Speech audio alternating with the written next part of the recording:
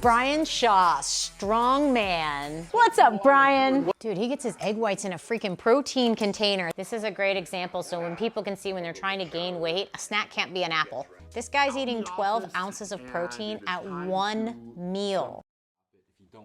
No, it's okay. Let's just see. Okay, so today we're going to uncomplicate intermittent fasting and actually make it very easy for you. I know there's a lot of people that like intermittent fasting, but it is not really fasting. A fast is 24 hours, period.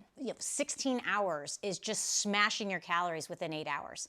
Sure, you get a little bit of improvement in fasting insulin and fasting blood sugar, but again, unsustainable. And there are other downsides to intermittent fasting, like it really is hard to add and build muscle and recover adequately if you're letting your body go 16 hours without getting any protein. Like you wake up and train at 5 a.m. and then you're not gonna eat till noon. Well, you just deprived your muscles for 8 hours or more with no protein. Here's the big thing about intermittent fasting to make it really, really simple.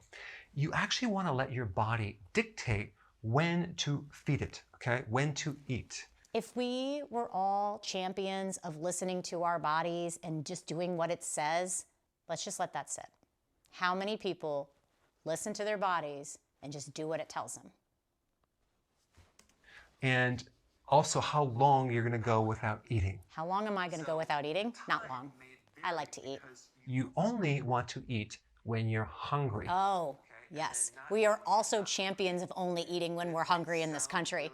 Simple, but sometimes you have to explain it to people because at the first hint of a little slight hunger, people just start eating. I'm like, that's not what we're talking about. But then why do you have to fast to do that? Why don't you just teach people to just wait? So you don't have to just not eat. You could just eat the right thing. Something like Greek yogurt with a little granola, nuts and berries, or scrambled eggs with veggies and a piece of toast.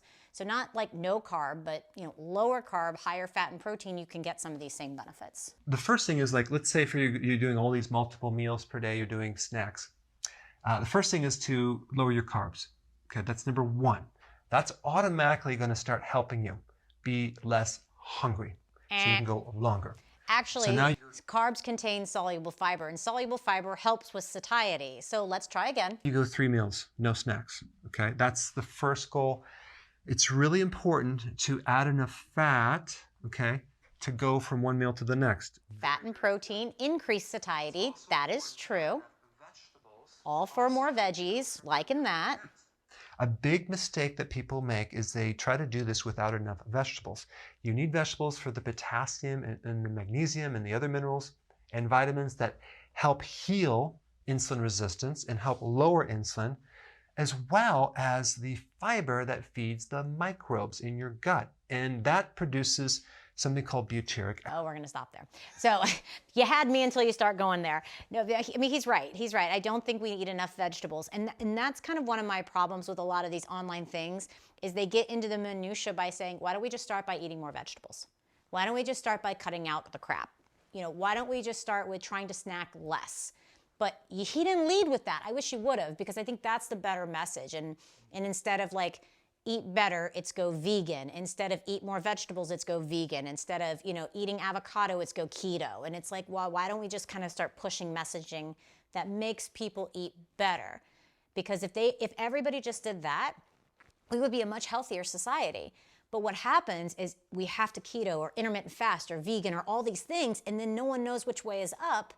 Versus if you look at the heart and the factors that all of these encompass, it's eat more vegetables, eat enough protein, eat good fats, eat less processed. So instead of thinking you have to go extreme on on both ends, you can just start there. I would strongly encourage that. What's our next one? Brian Shaw, strongman, world's strongest man. What's up, Brian? Well, as you can tell, I am in the gym, actually just finishing up my morning training.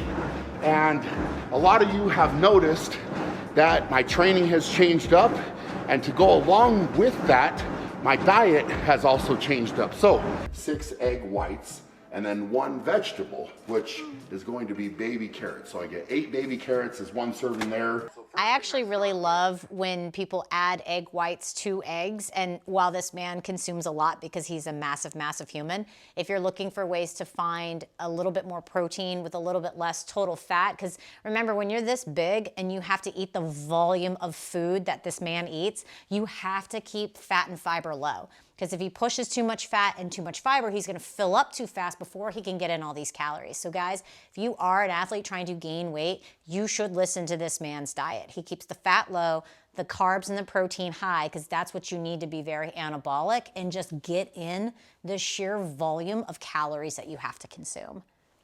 Is the rice and grinds, and I get 2 scoops in there. He uses a lot of white rice because, again, white rice is lower in fiber and it's going to give you that carbohydrate that you need to get in. So right in there. Does So that 2 right. of these, just like that. Baby carrots are also lower in insoluble fiber, so easier to get in. He's got one of those cool microwaves. It's a drawer.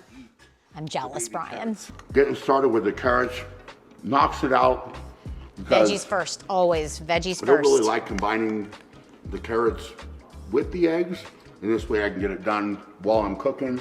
Actually, carrots and eggs are a really underrated combo. Like throwing shredded carrots into omelets, very A little good. bit of coconut oil to spray the pan. A lot of people ask me all the time what oil they should use to cook their eggs. Personally, I do use some olive oil spray. You can, again, use oil and fat, but as you do that, the calories and the fat climb, so it may be a little bit high, higher in calories than you want it, and also more filling.